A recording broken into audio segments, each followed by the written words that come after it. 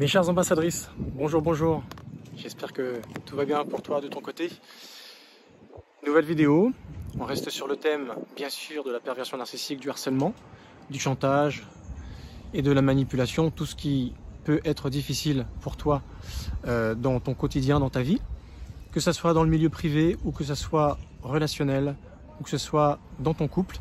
Eh bien, cette vidéo est là pour t'apporter de l'aide, t'apporter une vision plus claire de ce que tu peux vivre. Et là, ce que je voudrais aborder aujourd'hui, c'est d'apporter un élément d'éclaircissement sur la caractéristique du pervers narcissique. Alors, ne t'y trompe surtout pas, un pervers narcissique fera tout pour ne jamais divulguer à quiconque qu'il est pervers narcissique. D'ailleurs, lui-même ne se remet jamais en question à ce niveau-là. Je vais te décrire quelles sont ses caractéristiques détaillées pour que tout simplement tu ne fasses pas d'amalgame avec la personnalité hypersensible ou HPE, HPI, c'est-à-dire au potentiel émotionnel, au potentiel intellectuel, zèbre, ou au fil du temps, cela a beaucoup changé. On les appelait à l'époque les enfants arc-en-ciel, indigo, cristal. Donc maintenant ça a changé, c'est zèbre. Peut-être que d'ici quelques années, ça sera une nouvelle appellation. Alors, je vais commencer par te décrire qui est le pervers narcissique et pourquoi je décide de faire cette vidéo. Tout simplement parce que ces petits filous ont un malin plaisir à se faire passer justement pour des hypersensibles, des HPE, des HPI. Ils ne veulent surtout pas qu'on sache qui ils sont, comment ils opèrent, et ils vont utiliser le peu de traits communs avec les HPE, avec les HPI, avec les hypersensibles, pour se faire passer comme tels, alors qu'en réalité, il y a au moins deux choses qui les trahissent. Et si tu vois ces deux signes chez eux, ne te laisse pas duper, ça ne sera pas autre chose que de la perversion narcissique. Alors, ce qu'il faut savoir sur le pervers narcissique, c'est que c'est quelqu'un qui a comme tout le monde, hein, ils ont une intelligence.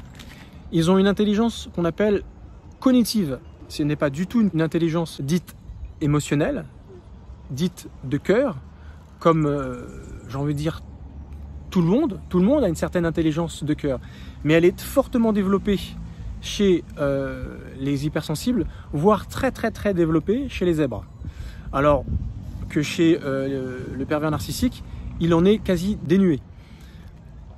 Et ce qui fait cette différence, c'est parce que lui, son intelligence, elle est purement cognitive. Elle est basée sur des choses qu'il connaît, des choses qui vont lui permettre d'avancer, d'avoir des éléments de réponse à ses questions, qui vont lui permettre de savoir ce qu'il en est, dans quelle réalité il est, qui vont l'aider à avancer par rapport à telle ou telle chose. C'est en fait une intelligence cognitive calculée. C'est une connaissance qui lui sert à avancer, qui lui sert à prendre des choix, ni plus ni moins, et rien d'autre. C'est pour cette raison qu'il a besoin de connaître, poser des questions, avancer pour savoir où est-ce qu'il en est. Ça peut lui arriver d'avoir des sens, on va dire, exacerbés, un petit peu comme l'hypersensible, c'est-à-dire que des choses qui vont lui paraître désagréables, comme certains sons, certaines lumières, certaines expositions à, voilà, à un certain toucher. Voilà, effectivement, comme j'ai envie de dire, comme un certain nombre d'entre nous. Mais c'est vrai que chez le zèbre et chez l'hypersensible, c'est quelque chose qui est très exacerbé. Même certains mots qu'on pourra entendre, la qualification de certaines choses. Mais dis-toi bien une chose, c'est que chez le pervers narcissique, ce qui le dérange le plus, au niveau des sens, c'est plutôt ce qu'il entend. Les mots qu'on va utiliser, pour lesquels il pourra être qualifié de telle ou telle façon. Il va être très sensible à la manière dont tu le qualifies, à la manière dont tu vas le juger. Il est très sensible à la critique. Il ne supporte pas certaines paroles, certains mots, certaines qualifications. Et il peut se mettre dans des rages folles. Si jamais tu utilises un mot qui pour lui signifie quelque chose, alors que pour toi, ce n'est pas péjoratif, mais pour lui, ça le sera. Il pourra rentrer dans une colère folle. Une chose également à savoir, c'est qu'au niveau des relations, le pervers narcissique, c'est quelqu'un qui a des relations complètement intéressées. Il n'y a pas d'altruisme, non. Toutes ces relations ont plus ou moins un intérêt quelque part. Je suis avec toi, alors en amour, en amitié, ou si jamais voilà, tu as un lien de parenté et que quelque part, il ou elle ne peut pas t'envoyer paître, elle est censée avoir au moins une relation dite de famille, elle va être là, mais voilà.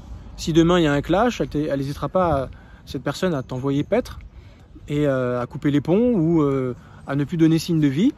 Et c'est souvent toi qui vas faire le premier pas pour retourner vers cette personne. Donc on est loin de l'empathie émotionnelle. Non, c'est complètement une relation complètement intéressée. Qu'est-ce que cette personne peut me donner? Voilà pour quelle raison. Ça n'a rien à voir avec cette belle qualité que peut avoir l'hypersensible ou le zèbre, HPE, HPI, c'est-à-dire cette empathie émotionnelle. Alors tout comme, j'ai envie de dire, les êtres humains en général, le pervers narcissique a une certaine intuition. Mais l'intuition qu'il a, ce n'est pas l'intuition émotionnelle que peut avoir le zèbre ou l'hypersensible, mais c'est plutôt une intuition égocentrique. Que faut-il comprendre par égocentrisme au niveau de l'intuition? C'est-à-dire que tout ce qui pourra se dire sur sa personne, tout ce qui pourra être divulgué sur sa personne, ce qu'on pense de lui ou d'elle, la manière dont on parle d'elle ou de lui dans son dos, eh bien, sera très important pour le pervers narcissique. Il ne supportera pas, puisque c'est quelqu'un qui va donner des versions de sa vie à droite ou à gauche qui n'est jamais la même, qui va se permettre de te qualifier toi ou te dépeindre d'une certaine façon à droite à gauche. Si jamais toi tu parles avec ces personnes avec qui il a pu parler, il sera très gêné et il aura envie de savoir qu'est-ce que tu racontes, qu'est-ce que tu dis, pour savoir si bien sûr ses propres paroles ne sont pas utilisées contre lui. C'est pour ça que cette intuition, elle est égocentrique. Si je te parle d'intuition, ça veut dire que c'est une personne, rien qu'en te regardant, le pervers narcissique, c'est si jamais tu penses du mal de lui. C'est si tu penses du bien de lui.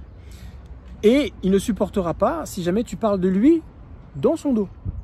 Parce que lui, c'est son péché mignon de parler des uns des autres, de mettre une réputation sur quelqu'un de telle ou telle façon. Donc il ne supportera pas de savoir que tu parles avec ces personnes à qui il vend des réputations à droite à gauche. C'est pour ça que cette intuition, c'est toujours une intuition très très fine, mais toujours par rapport à lui. Donc égocentrique. Qu'est-ce qu'il pense de moi? Qu'est-ce qu'il a été dire sur moi? Je suis sûr qu'il a dû dire ça avec un tel, parce que moi j'ai dit ça à tous les coups, il a trahi ma parole. Tu vois, c'est que ça, tout se rapporte à lui. Et c'est en ce sens qu'en fait, il sait pertinemment lorsqu'il te rencontre, si tu vas faire partie de sa vie, si tu vas lui apporter quelque chose, alors que ce soit en amour ou que ce soit en relation amicale, il sait pertinemment si tu vas avoir une importance dans sa vie. Parce que tu peux lui apporter quelque chose d'agréable ou d'intéressé dans sa vie. Alors que si jamais tu penses du mal de lui ou d'elle, il aura compris à quel point il sera hyper important de ne surtout pas te fréquenter. Ou sinon, il t'aura en grippe, il ne t'aimera pas, parce que finalement, il sait pertinemment que tu dis du mal de lui ou que tout simplement, tu connais la vérité à son égard.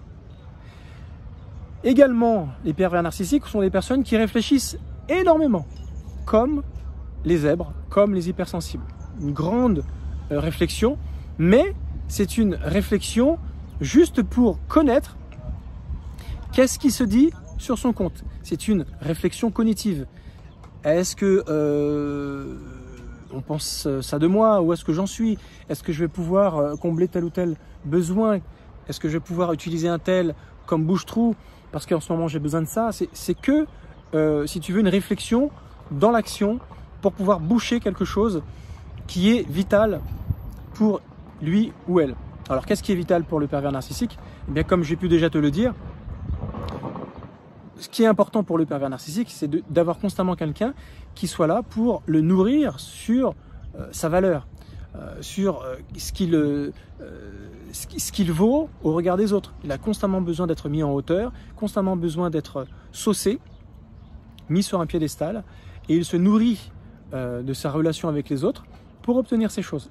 D'où c'est ce besoin d'être avec un empathe, avec quelqu'un qui est zèbre ou qui est hypersensible, parce que ce sont des personnes qui sont très altruistes, qui donnent énormément de leur propre personne pour encourager, pour faire du bien aux personnes, pour les rassurer, pour être pour eux un baume dans leur vie. Donc tu penses bien que le pervers narcissique a énormément besoin de ces qualités humaines, parce qu'il en est dépourvu et parce que surtout il manque de confiance en lui, il n'a pas beaucoup d'estime de lui, il a peur de l'abandon.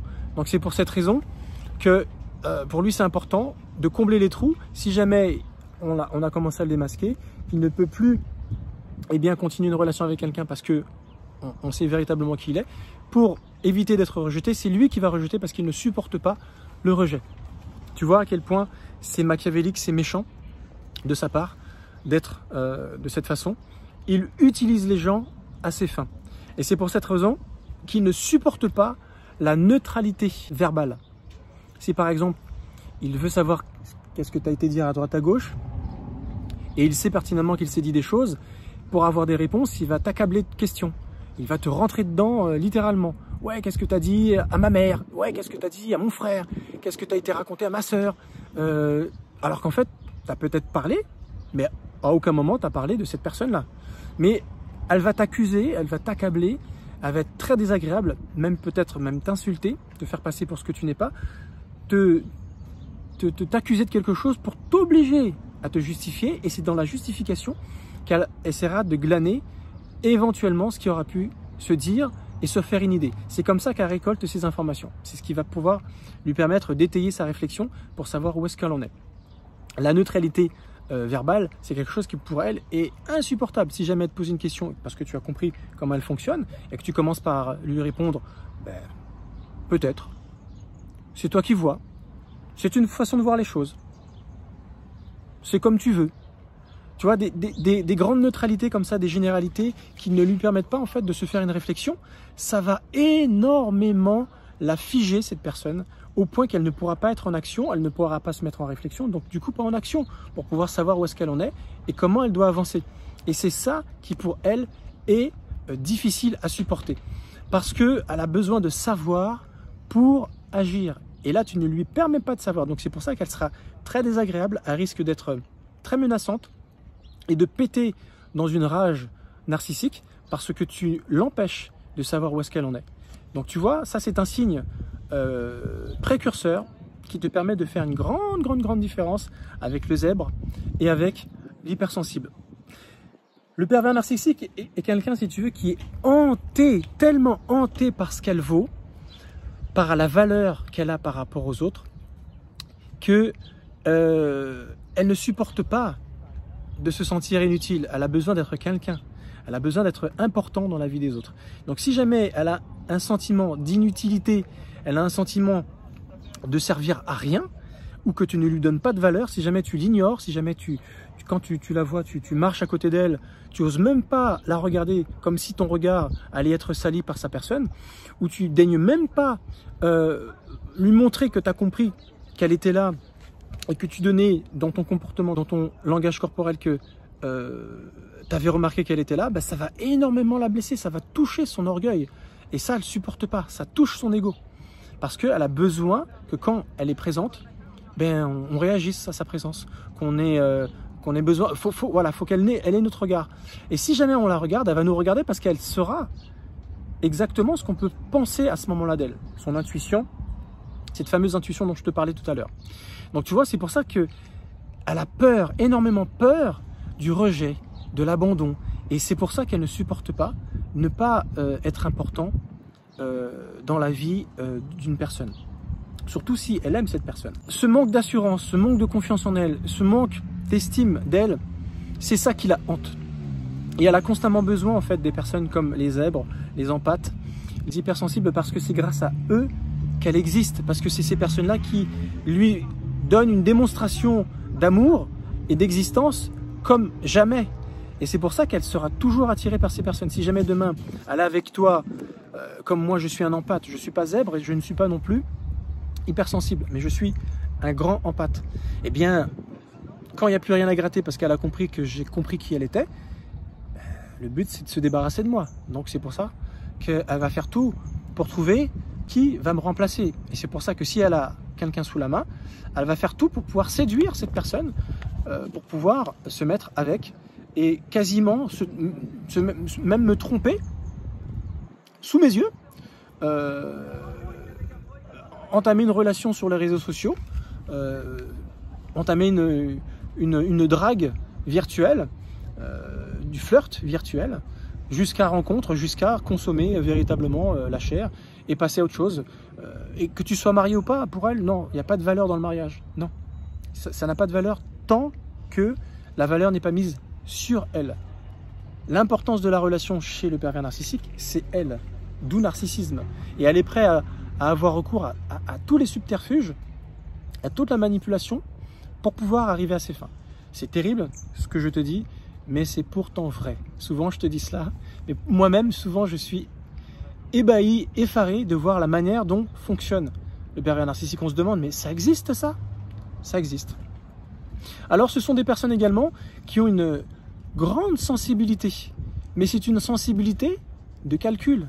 Quand tu vas leur parler de tes malheurs, si jamais tu es zèbre et que tu commences à t'épancher, tu es hypersensible ou que tu es empathe et que ça t'arrive de parler de toi, elle peut pleurer avec toi, cette personne, elle va être touchée par ce que tu racontes. Mais juste le laps d'un moment pour pouvoir ramener la situation à elle. Comment je peux exploiter cela?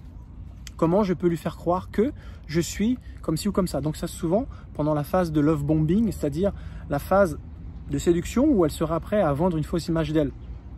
Complètement mentir sur sa personne, tout simplement, pour pouvoir te séduire et s'assurer que tu continueras de lui donner toute cette attention, toute cette valeur ajoutée qui la met sur un piédestal. Parce que c'est de ça dont elle se nourrit.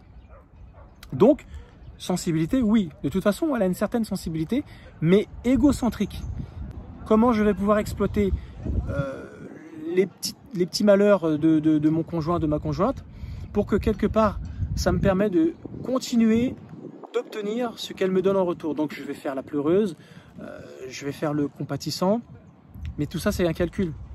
Parce qu'ils sont dénués complètement, si tu veux, de cette empathie émotionnelle. Ça sera toujours une empathie, mais calculée. Ça ne sera pas une vraie empathie en réalité. C'est du narcissisme, donc ça sera toujours faux. Alors effectivement, ce sont des personnes qui sont également perfectionnistes, mais dans leur égocentrisme, ça ne sera pas une perfection dans le don de leur personne, mais plutôt dans ce que leur propre personne dégage comme valeur ajoutée. C'est plutôt un perfectionnisme de façade, tu vois.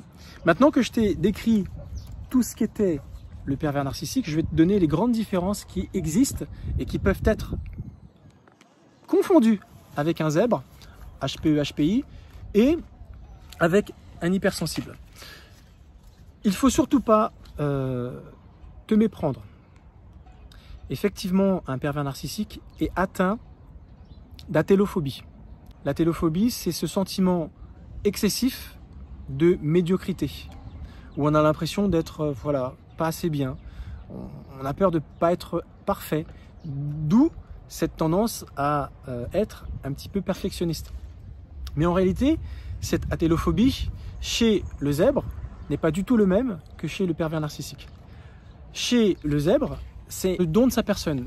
Je me sens médiocre, je me sens pas assez bien pour aider l'autre. J'ai l'impression d'avoir été nul, de ne pas avoir fait ce qu'il fallait pour l'aider. Alors que le pervers narcissique, lui, c'est plutôt de l'atélophobie, un sentiment excessif de médiocrité, parce qu'il ne se sent pas assez bien, égocentriquement parlant. Tout se ramène à lui. Il voudrait tellement être perçu comme ci, comme ça, aimé pour ce qu'il est, et pas tellement pour ce qu'il fait. Alors que le sentiment de médiocrité atélophobique du zèbre, c'est plutôt dans ce qu'il fait. Est-ce que ce que j'ai fait est suffisamment bien, ou est-ce que c'est trop peu? Et c'est pour cette raison qu'il a cette tendance à se sentir médiocre. Et c'est pour ça qu'il souffre énormément. Je parle du zèbre. Alors que le pervers narcissique va souffrir parce qu'il ne sera pas en hauteur, il ne sera pas vu comme il aimerait. Et du coup, comme il n'arrive pas, lui, à se mettre tout seul sur un piédestal, il a besoin que ça soit fait par les autres. Ça, c'est la première caractéristique. Donc du coup, bien sûr, le perfectionnisme ne va pas dans le même sens. Le perfectionnisme chez un HPE-HPI, c'est-à-dire un zèbre, ça sera au service d'autrui. Alors que chez le PN, le pervers narcissique, ça sera complètement tourné sur sa propre personne. L'intuition que le HPE a, c'est une intuition émotionnelle, tournée sur les autres. C'est-à-dire, il ressent, il comprend, il va en profondeur sur ce que tu peux ressentir, parce que tout son don est un don de lui-même vis-à-vis de l'autre. Alors que l'intuition du pervers narcissique est une intuition égocentrique. Il saura ce que tu penses, mais il saura ce que tu penses de lui. Et il sera capable de savoir ce que tu penses sur sa personne, mais d'une manière très précise, c'est impressionnant. Il sera capable de savoir ce que tu as pu plus ou moins dire sur son compte, à telle ou telle personne, qui va lui faire défaut. Là, il aura une intuition, mais de malade. Tu te dis, mais il a lu dans mes pensées. Parce que forcément, cette intuition, elle est là juste pour construire sa personnalité, sa petite personne. C'est pour cette raison qu'il sera très très très très fort dans ce domaine de ressentir les choses. La neutralité verbale, les propos pour lesquels tu n'arrives pas à te positionner, quand tu dis c'est toi qui vois, on peut voir les choses de cette façon, c'est comme tu veux, aura tendance à figer le zèbre plus qu'autre chose. Déjà qu'il a du mal à se mettre en action, mais là ça va le figer un petit peu plus. Mais alors, la neutralité verbale pour le pervers narcissique le met dans une rage narcissique impressionnante, parce que lui, il a besoin de connaître, il a besoin d'avoir la matière, il a besoin d'être dans une connaissance, dans une discussion complètement cognitive. Il a besoin d'avoir les éléments, les informations. Si tu lui prives de cela, il pète un câble, il peut s'énerver, il peut t'insulter, parce que tout simplement tu lui prives de savoir où est-ce qu'il en est de sa propre personne sur une échelle qui appartient qu'à lui, qu'à elle. C'est pour cette raison qu'il ne se sent pas bien. Le zèbre est quelqu'un qui est mal à l'aise avec la célébrité. Il n'aime pas être mis en avant, il aime bien être un petit peu à part. Il n'aime pas être mis sous les projecteurs. Alors que le pervers narcissique, il peut te donner l'impression qu'il n'aime pas cela. En réalité, comme ça nourrit énormément son ego, il adore être mis en lumière, il adore qu'on le flatte. Il adore qu'on flatte son ego, qu'on flatte ses qualités, ses compétences, tout ce qu'il fait de bien. Il adore ça. Il se nourrit de cela. Et c'est pour cette raison qu'il est narcissique. Mais l'être avec lui-même, ça n'a pas de sens. Il préfère que ça vienne des autres. C'est pour cette raison que lui, la célébrité, il adore. Il adore être mis en lumière. Il adore qu'on le sauce, qu'on parle de lui et ceci et cela. Même si ça pourrait le mettre mal à l'aise, ça pourrait le gêner. Mais au fond de lui, il adore ça. Il adore. Il peut même se masturber l'esprit avec cela. Parce que c'est toute sa personne que tu mets de cette manière. Il adore les éloges. Il adore les podiums. C'est exactement ça dont il a besoin. Une chose qu'il faut savoir, c'est que le zèbre, le HPE-HPI, est une personne qui est un puits sans fond en don de sa personne. Alors que le pervers narcissique est quelqu'un qui est insatiable. Il n'en aura jamais assez. Tout le temps, il se nourrit de mise en hauteur, de piédestal, de compliments, de petits mots doux. Ça, il en veut tout le temps, tout le temps, tout le temps. Il en est insatiable. Chaque jour est un jour nouveau pour lui. Même si tu lui as dit il y a 2 minutes, il a encore envie de l'entendre. Et c'est pour ça qu'en amour et en sexe, ce sont des gens qui sont insatiables. Ils en veulent toujours, toujours plus. Ça peut faire même d'elles, ces personnes-là, des personnes qui peuvent tomber dans l'hypersexualité. Et c'est ça qui peut être dangereux d'avoir des rapports sexuels ou des rapports amoureux avec ces gens-là. Ils te demandent constamment des preuves. Si jamais tu n'es pas trop avec un tel, ils te demandent d'avoir des preuves par texto avec qui tu es, avec qui tu parles. Parce qu'ils ne veulent pas que tu sois comme ça avec les autres. Ils ne supportent pas cela. Si tu veux, le zèbre, le HPE, le HPI, c'est quelqu'un qui aime la vérité. Il aime la vérité. Il aime les choses qu'on parle, qu'on dit en profondeur. Il aime aller jusqu'au fond des choses. Il aime dire les choses. Simplement, quelquefois, il connaît tellement la vérité qu'il a peur de le divulguer pour ne pas faire de mal, ne pas faire de peine aux gens. Parce qu'il est connecté avec une intuition émotionnelle. Donc, il sait exactement ce que les autres peuvent ressentir et penser. Donc, quelquefois, ça peut être difficile pour lui ou pour elle de dire ces choses. Alors qu'à l'inverse, un pervers narcissique use de mensonges. Il n'aime pas la vérité, surtout sur sa condition à lui. Il n'aime pas la vérité. Et il préfère mentir pour s'inventer des vies, s'inventer une souffrance qu'il n'a jamais eue, ou qu'il aura simplement extrapolé, déformé, toujours pour avoir plus d'attention vis-à-vis des uns et des autres. Tout lui revient tôt ou tard, parce que c'est de ça dont il a besoin de se nourrir. Les 2 signes que je t'invite à absolument conserver, à mémoriser, si tu ne veux pas du tout t'y tromper, si tu veux démasquer un pervers narcissique, lorsqu'il essaie de se faire passer pour un zèbre, un HPE, un HPI ou un hypersensible, si jamais c'est quelqu'un qui ment énormément, qui a recours au mensonge compulsif, premier signe qui prouve que c'est pas un zèbre, ni un hypersensible. Parce que un zèbre, un hypersensible sont très attachés aux valeurs vraies, ils sont authentiques, ils sont fidèles en pensée, en ressenti, et ils n'aiment pas mentir. Ils auront plus peur de dire la vérité, parce que c'est la vérité, donc du coup ça les dérange de dire cette vérité, qui peut faire mal, plutôt que de mentir. Alors que le pervers narcissique, lui, n'hésitera pas à mentir sur sa propre personne, sur sa condition, ou sur les autres, pour pas qu'il soit mieux perçu que ou qu'elle. Ça, c'est le premier signe à retenir. La deuxième, c'est que ce sont des personnes qui peuvent rentrer dans des rages narcissiques si jamais ils n'ont pas cette connaissance, s'ils n'ont pas ce savoir, s'ils n'ont pas cette intelligence cognitive qui leur sert de base de réflexion constamment pour savoir où est-ce qu'ils en sont, pour toujours s'élever, quoi faire, se mettre en action pour avancer, pour être toujours mis sur un piédestal au détriment d'un tel ou d'un tel. Garde ces 2 signes-là, c'est ça qui fait qu'ils sont grillés systématiquement. Ils sont insatiables, ils ont toujours besoin de plus. Et voilà pour quelle raison tu ne peux pas les confondre avec des HPE, des HPI, des zèbres ou des hypersensibles. Parce que ces personnes-là, ils ne cassent pas une relation, alors qu'un pervers narcissique la cassera si jamais il est dévoilé. Merci de m'avoir suivi, ça a été très très long, mais c'était hyper important parce que si jamais tu te fais manipuler, si jamais tu t'es fait tromper, si tu es toujours dans une situation comme celle-ci, et si toi-même tu es HPE, HPI, zèbre ou hypersensible, il y a des solutions pour t'en sortir. Et dans une prochaine vidéo, je te dirai quoi faire pour pouvoir te défaire, t'affranchir définitivement du pervers narcissique. Merci de m'avoir suivi, je te dis à très bientôt. Ciao!